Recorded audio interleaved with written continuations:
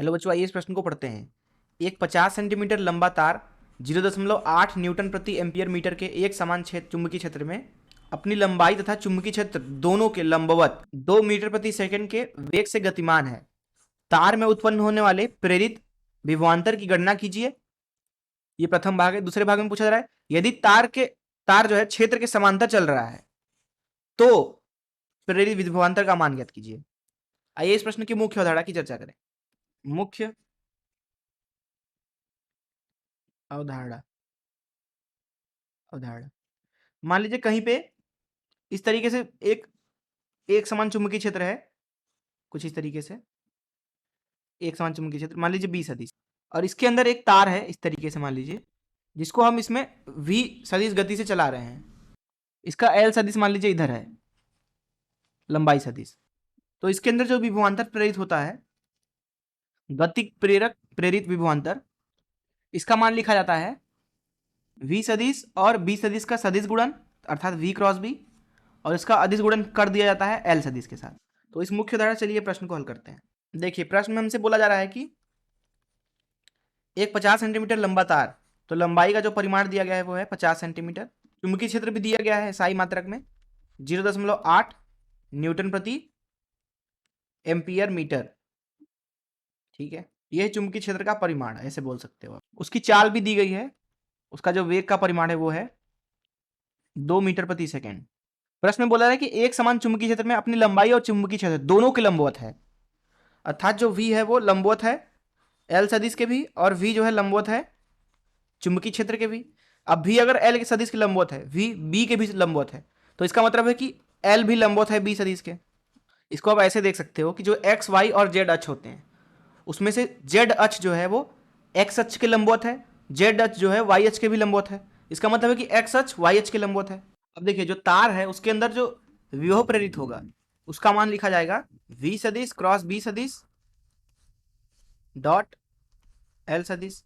मान लीजिए कहीं भी चुंबकीय क्षेत्र इस तरीके से है, अंदर की दिशा में इस तरीके से, और इसके अंदर मान लीजिए ये तार है जिसको इस तरीके से गति कराया जा रहा है।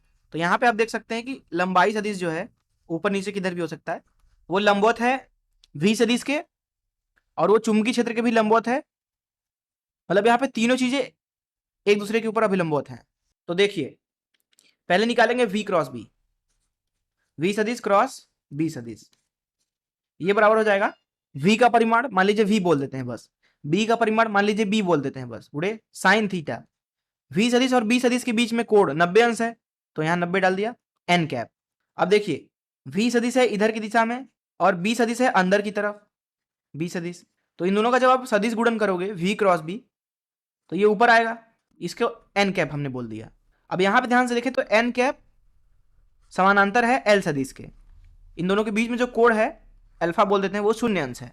इसका मतलब है कि n कैप अगर डॉट l सदिश करा जाए यहाँ पे, तो n कैप का परिमाण, n कैप इकाई सदिश है तो 1 हो गया, l कैप का परिमाण सॉरी l वेक्टर का परिमाण, तो l सदिश का परिमाण जो है इस तरीके से लिख देते हैं, गुणे उनके बीच में कोण जो है उसका कॉस 0, ये हो जाएगा सीधे सीधे l के परिमाण के बराबर n कैप डॉट l सदिश। इसको समीकरण 1 बोल देते हैं।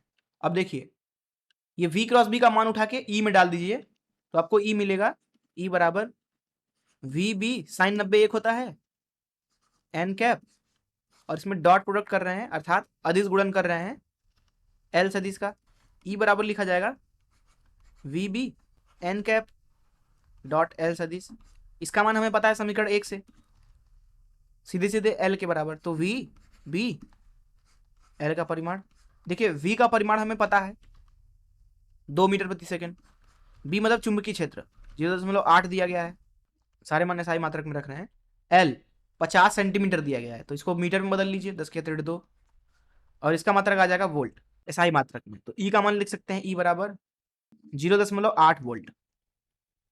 ये हो गया प्रेरित विद्युत वाहक बल दिए गए तार में। प्रथम भाग का उत्तर हो गया।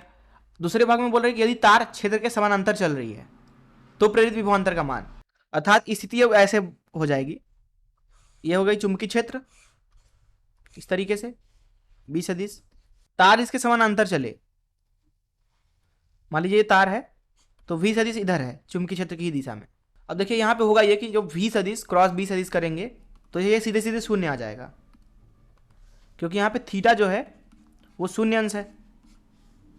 और इसका मान क्या होगा, v का परिमाण b का परिमाण sine theta n cap. Sine theta ही शून्य हो गया तो पूरा मान शून्य हो गया। जब ये शून्य हो गया तो प्रेरित विद्युत वाहक बल जो कि होता है v cross b dot L सदिश, अर्थात v और b का सदिश गुणन डॉट मतलब अदिश गुणन लंबाई सदिश के साथ, यही शून्य हो जाएगा। इसका मतलब है इस अवस्था में जो प्रेरित विद्युत वाहक बल है वो शून्य है। ये हो गया दूसरे भाग का उत्तर और ये हो गया प्रथम भाग का उत्तर।